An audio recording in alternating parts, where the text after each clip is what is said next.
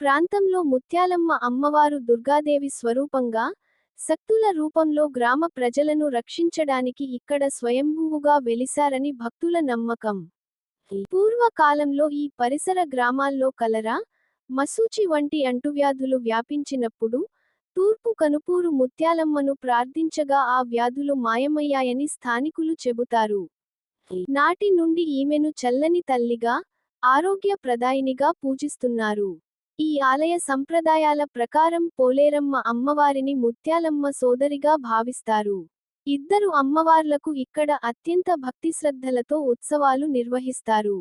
ప్రతి ఏటా ఫాల్గుణ మాసం, మార్చి లేదా ఏప్రిల్ నెలల్లో, బహుళపక్షం తృతీయార్థంలో ఇక్కడ ముత్యాలమ్మ తల్లి జాతర 4 రోజుల పాటు అత్యంత వైభవంగా జరుగుతుంది.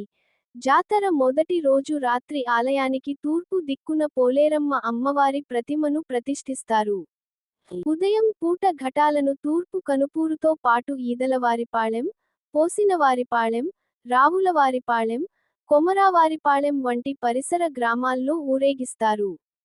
అర్ధరాత్రి వేళ కుమ్మరులు తయారు చేసిన పోలేరమ్మ ప్రతిమను తప్పెట్లు, తాళాల నడుమ గంగమిట్ట వద్దకు తీసుకువచ్చి ప్రత్యేక గుడిసెలో కొలువు తీరుస్తారు. జాతరలో భాగంగా ముత్యాలమ్మ అమ్మవారికి బంగారు చీర అలంకరణ మరియు శాకంబరి, కూరగాయల అలంకరణ చేస్తారు. ఈ రూపంలో అమ్మవారిని దర్శించుకోవడానికి వేలాది మంది భక్తులు తరలివస్తారు. భక్తులు చిల్లులున్న కుండలను నెత్తిన పెట్టుకుని ఆలయం చుట్టూ ప్రదక్షిణలు చేస్తారు. అమ్మవారికి చల్లని అంబలి పోసి, పొంగళ్ళు సమర్పించి తమ మొక్కులు తీర్చుకుంటారు.